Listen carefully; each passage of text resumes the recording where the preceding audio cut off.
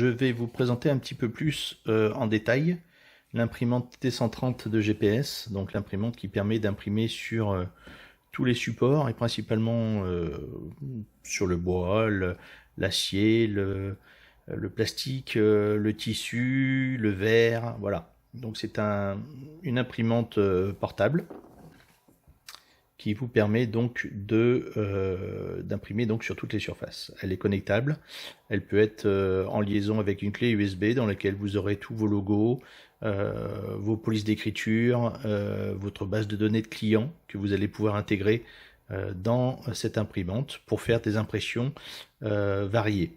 Voilà, nous allons installer la cartouche d'encre, qui est une cartouche d'encre avec solvant, qui permet donc d'imprimer sur toutes les surfaces. Donc on retire la protection. Alors, avec une main, c'est pas évident. Voilà. Donc le nez de la cartouche donc, est à insérer dans l'intérieur et faire attention que celle-ci donc sorte bien de l'imprimante. Voilà, comme ça. Il faut qu'elle soit à fleur à l'imprimante. Voilà, pour être en bonne position. Et derrière, vous avez donc le support qui vous permet de bloquer cette cartouche. Voilà, la cartouche est en position. Il faut impérativement ne pas l'installer ou la désinstaller quand l'imprimante est en fonction. C'est un gage de sécurité tout simplement. Voilà. Donc une fois que c'est installé, on peut mettre et lancer donc l'imprimante, pardon. La démarrer. Voilà.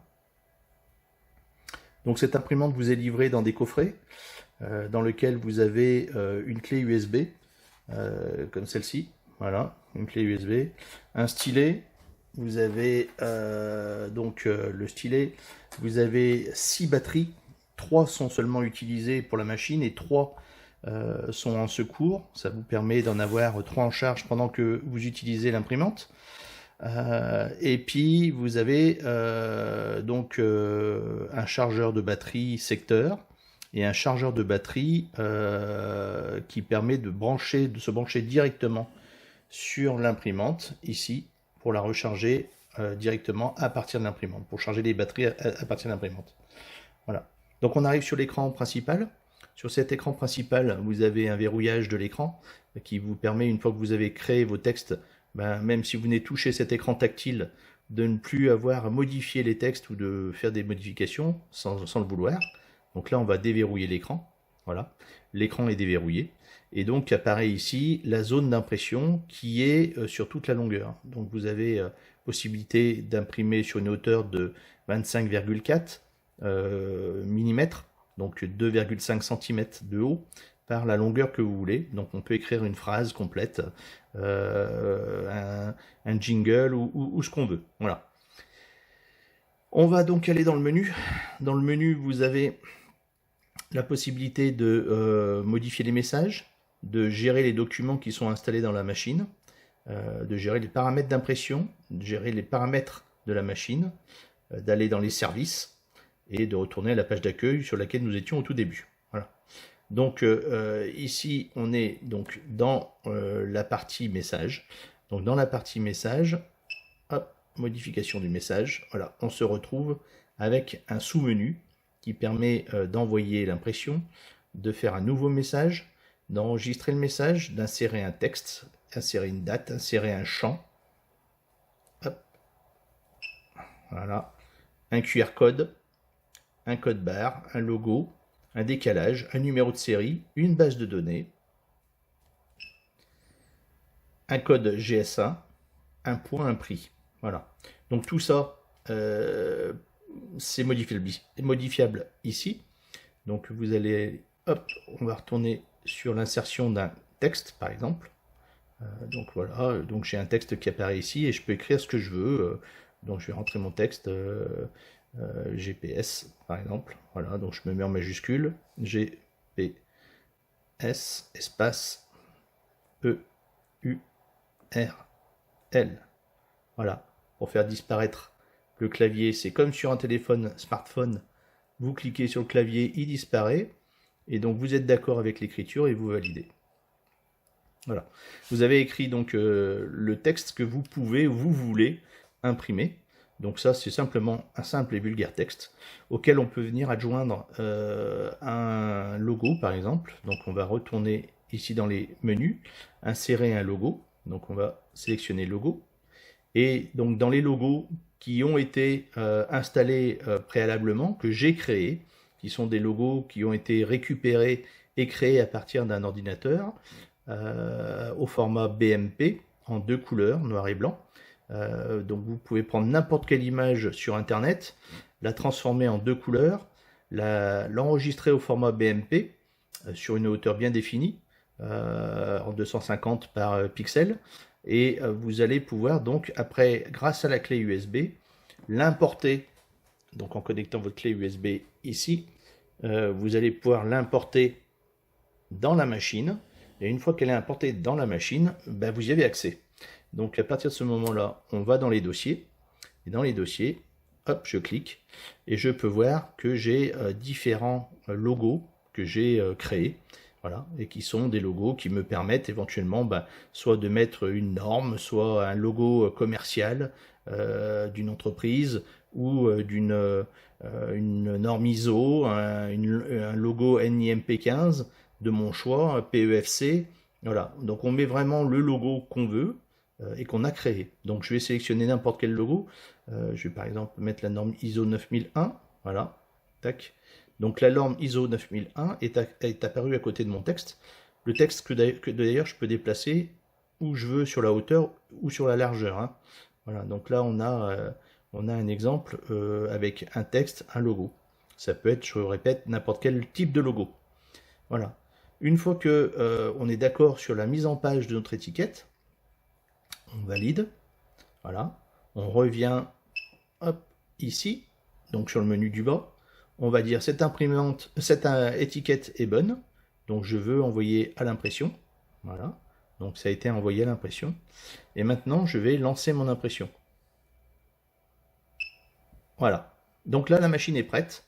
Elle est prête. Si je la prends et que par la gâche, j'appuie sur la gâchette ici, on va écouter un bip qui me dira l'imprimante est prête à imprimer. Donc on va faire une impression. Donc je prends la machine, je vais positionner mon papier, je bip sur la gâchette, voilà, et je déplace mon imprimante. Voilà. Donc là, j'ai eu le texte GPS et le logo que j'ai voulu et que j'ai mis sur mon écran. Voilà. On va compliquer les choses en créant une base de données.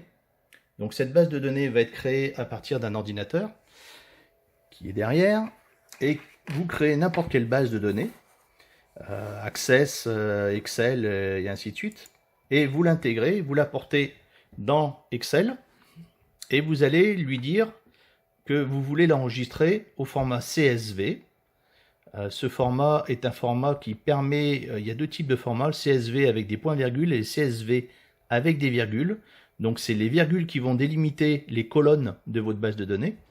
Donc les colonnes délimitées, par exemple ici on a plusieurs clients, entre chaque mot vous avez des virgules, et ça correspond donc à une colonne. Cette colonne, créée, la première colonne c'est le nom de l'entreprise, la deuxième c'est le code postal, la troisième l'adresse, la quatrième le nom, et ainsi de suite. On met ce qu'on veut dans la base de données bien sûr. Voilà, donc ce fichier-là, je l'enregistre au format CSV. Je viens le mettre sur ma clé USB. Cette clé USB, je vais la rentrer à l'arrière de mon imprimante, donc dans le bon sens, voilà.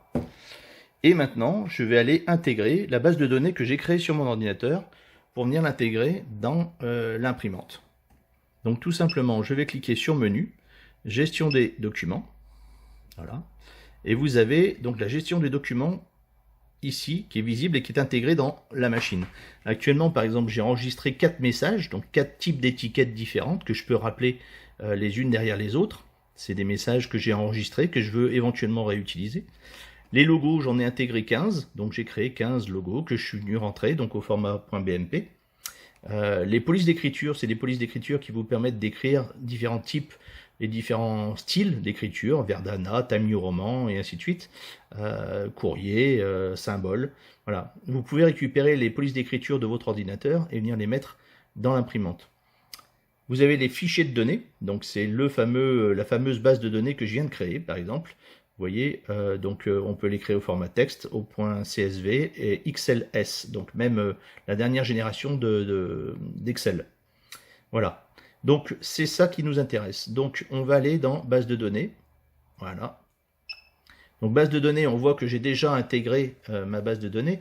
Cette base de données, si je ne l'avais pas dans la machine, je pourrais aller donc la chercher. Donc je vais dire importer. Et là, en important, il vient lire ce qui se trouve sur ma clé USB. Donc là, je sélectionne le fichier que je veux importer. Voilà. Donc c'est celui-ci. Hop. Et je vais donc télécharger le fichier qui se trouve dans ma clé USB à l'intérieur de mon imprimante. Donc je valide. Voilà. Donc là, il se retrouve intégré dans la machine. Je peux sortir la clé USB. Je n'en aurai plus besoin. Voilà, pour l'instant. Donc la base de données est intégrée dans l'imprimante. Qu'est-ce qu'on va en faire? Eh bien tout simplement, on va créer une étiquette qui va reprendre tous les éléments intégrés de la base de données, donc le nom d'entreprise, l'adresse, les coordonnées, et ainsi de suite, pour pouvoir créer son étiquette. Donc pour intégrer la base de données, qu'est-ce que je vais faire?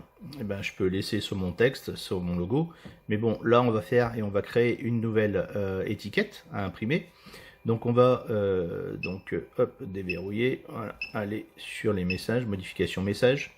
Je vais sélectionner le texte que je vais effacer et sélectionner le logo que je vais effacer. Voilà, je me retrouve avec une étiquette qui est vierge. Donc pour insérer les champs d'une base de données, comment je fais? Je vais aller dans base de données, donc ici, base de données. Voilà, je vais aller sélectionner la base de données qui concerne donc mon étiquette et celle que je viens d'intégrer via la clé USB. Donc je sélectionne ici le fichier en question. Voilà. Tac. Voilà. Et je me retrouve donc avec une base de données qui est équipée, qui a plusieurs colonnes. Donc les colonnes correspondant au nom, adresse, code postal, site internet, ainsi de suite. Et voilà. Et donc quand je vais cliquer sur la colonne numéro 1, on voit que ça m'intègre directement le nom de l'entreprise de ma première ligne. Donc je peux déterminer la hauteur. La hauteur de ma police d'écriture, qui ici est peut-être trop importante, donc je vais mettre 120. Ok. Valider. Voilà, 120. Donc je l'ai redimensionné. Je peux la prendre, bien sûr, et la déplacer, et la mettre où je veux sur l'étiquette. Voilà. Donc on va laisser le nom comme ça. La colonne numéro 2. La colonne numéro 2, ben, c'est le code postal. Donc je vais pareil le dimensionner. Je vais mettre allez, 60. Valider. Voilà, 60. La colonne numéro 3, c'est la ville. Tac, voilà. La colonne numéro 4, ben, c'est le prénom. Voilà, c'est le prénom du propriétaire. Donc je vais décaler. Voilà, hop, et je vais mettre le prénom en dessous. Voilà, tac. Voilà, on positionne ça du mieux qu'on peut. Voilà, et puis ben, la colonne numéro 5, par exemple, la colonne numéro 5, ça va être mon site internet. Voilà, donc le site internet. Là, on voit, il apparaît que sur cette dimension-là, mais le site internet, il peut être beaucoup plus long, il va être long. Le champ, ici, on lui a dit, tu m'affiches que 6 caractères. Donc 6 caractères, c'est pas bon. Je vais lui dire, allez, 60 ou 50 caractères. Voilà, validé. Tac, voilà. Donc là, il va m'afficher 50 caractères possibles sur l'étiquette. Bon, ça fait même apparemment un peu trop. Donc on va dire, mettons, allez, hop, 35, validé. Voilà. C'est toujours très large. Donc 30, allez. Voilà. là il tient sur l'écran. Après on aurait pu aller plus loin, hein, parce que vous pouvez déplacer, vous voyez, votre curseur, pardon, vous pouvez le déplacer sur toute la longueur du texte que vous allez écrire. Donc vous pouvez écrire une phrase complète. Voilà. Donc là, qu'est-ce qu'on a fait? On a mis donc un nom d'entreprise, un prénom, un code postal, une ville et un site internet. Voilà. Je peux mettre d'autres champs dans ma base de données. Je mets bien ce que je veux, hein. Voilà. Donc là, je valide. Voilà. Donc sur ce champ-là, à chaque impression, l'étiquette va changer et ça sera plus ce client, mais à la deuxième étiquette, la deuxième impression, ça sera le deuxième client. Et ainsi de suite. Donc vous pouvez, avec la base de données, sans vous soucier des clients qui sont et remettre à chaque fois les coordonnées de vos clients, la base de données va être gérée par l'imprimante directement. Voilà. Et on va faire plus fort. C'est-à-dire que, par exemple, ici, on s'aperçoit que c'est un site internet. Ce site internet, généralement, on peut utiliser un QR code ou un code barre ou un logo, voilà, ce qu'on veut. Mais là, par exemple, on va mettre un QR code. Donc le QR code, on va venir intégrer un QR code ici. Voilà. Et ce QR code va correspondre à l'adresse exacte du client, du site internet du client. Alors comment on fait? Tout simplement, ce QR code, on va lui dire ici, soit on lui remplit un texte manuellement en disant, voilà, ce QR code correspond à cette adresse-là, mais le QR code après aura toujours l'adresse du texte qu'on a mis. Et c'est pas ce qu'on veut, puisque à chaque impression, le client va changer, donc il faut que le logo change avec l'adresse internet. Donc on va dire, c'est une liaison avec la base de données. Et on va sélectionner la base de données. Voilà. Donc, maintenant, une fois qu'on a sélectionné la base de données, on va lui dire que ce QR code correspond à la colonne numéro X dans laquelle il y a l'adresse internet du site. En l'occurrence, dans ma base de données, la colonne, c'est la numéro 5. Voilà.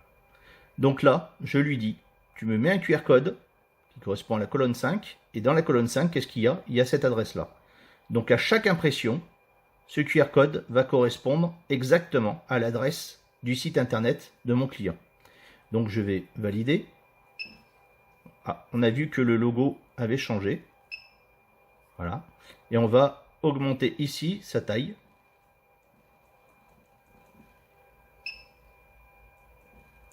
Voilà, pour qu'il soit plus lisible, tout simplement. Voilà, donc là, qu'est-ce qu'on a fait? On a créé une étiquette avec un site internet et un QR code en liaison ici. C'est-à-dire que quand on va scanner ce QR code, on retrouvera exactement l'adresse qui est ici. Et donc, ça permet, sur les téléphones portables qui ont des applications pour scanner les QR codes, d'aller directement, par exemple, sur le site internet. Mais on peut tout à fait également, dans un QR code, rentrer le nom du client, son adresse et toutes ses coordonnées, pour que quand on scanne le QR code, on sache de quel client il s'agit. Ou de mettre un code secret lié à une garantie ou à ce qu'on veut. Voilà. Donc ce logo-là vous permet tout un tas de choses. Il peut être mis à la place d'un code barre. Ça peut être un code barre à la place d'un QR code. Voilà, je vous montre aujourd'hui l'exemple du QR code, mais on peut tout à fait mettre un code barre qui aura exactement les mêmes fonctionnalités. Voilà. Donc je vais valider. Donc mon étiquette est faite. Je vais retourner ici pour envoyer l'impression que je viens de créer. Donc j'envoie l'impression. L'imprimante me dit OK. Et après, j'ai la possibilité ici de dire, maintenant je vais pouvoir imprimer. Donc je lance l'impression ou j'appuie sur le bouton qui est ici. C'est la même chose. Voilà. On voit que le logo passe au rouge. Donc là, l'imprimante est prête à imprimer. Je prends donc mon imprimante, j'appuie sur le bouton, je présente l'imprimante, je me déplace, je refais une impression en dessous.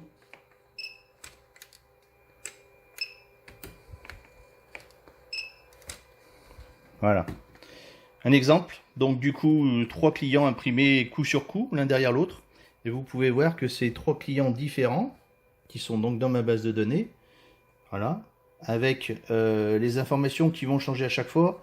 Alors forcément, il faut adapter la longueur des champs. Hein. Voilà. Là, ici, le champ n'est pas complet, donc c'est à vous de créer une étiquette qui corresponde à la largeur de vos champs. Mais vous pouvez voir que à chaque fois, donc, les noms ont changé. À chaque fois, les informations de site internet ont changé. Et les logos, ici, QR code, correspondent à chaque fois à ces adresses-là. Donc vous pouvez prendre un téléphone portable avec une application de QR code, scanner le QR code, et du coup vous aurez accès direct aux adresses mail qui sont mentionnées là, et ou une adresse qui serait les coordonnées de votre client, et ainsi de suite. Voilà. Un exemple donc d'application concrète pour l'ensemble des choses que vous pouvez avoir à faire. Après, le principe également, c'est par exemple de pouvoir gérer l'impression, surtout j'entends pour les gens qui font de la palette, les normes NIMP15. Donc on va retourner sur, on va arrêter l'impression, voilà, et on va sélectionner chacun des éléments, les effacer, hop, effacer, effacer, effacer, effacer, effacer, voilà.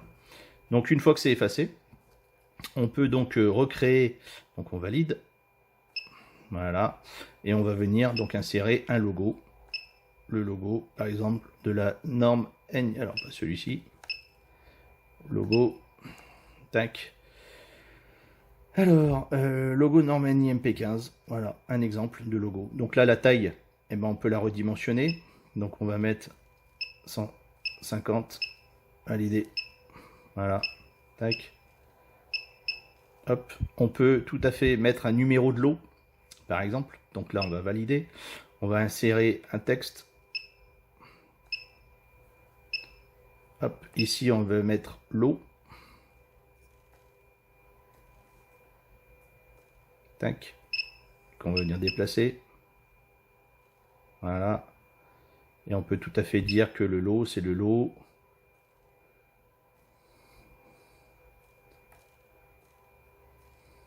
hop, de 195,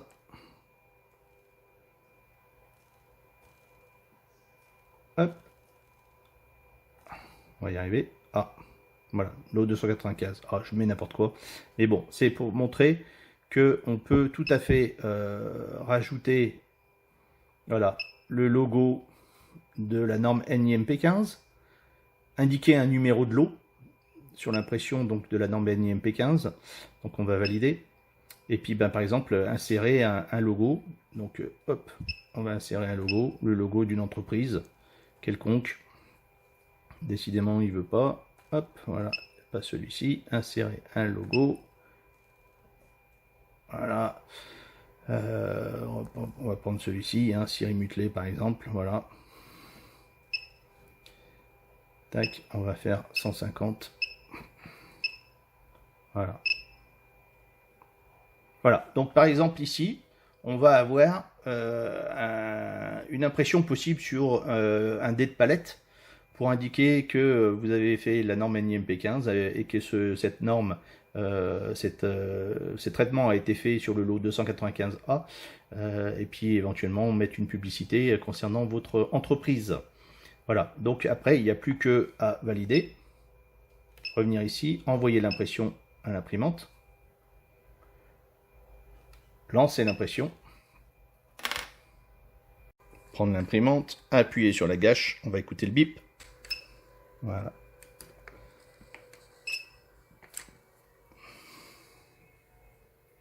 Voilà. Donc là, on a fait une impression qu'on aurait pu faire sur un dé de palette. Un dé de palette et faire une impression sur du bois ou sur ce qu'on veut. Voilà, par exemple, une impression qui a été faite sur du bois. Voilà, Siri Mutley, voilà. La norme NIMP15, l'eau, voilà. Donc, si vous voulez, on a différentes possibilités d'impression. On peut écrire des choses avec les normes PEFC et ainsi de suite. On fait ce qu'on veut avec cette imprimante. Voilà, on fait ce qu'on veut avec cette imprimante. Donc, ben, écoutez, je reste à votre disposition pour toute information. Sachez que cette imprimante est disponible actuellement en stock et que je pourrai répondre à toutes vos demandes. Merci.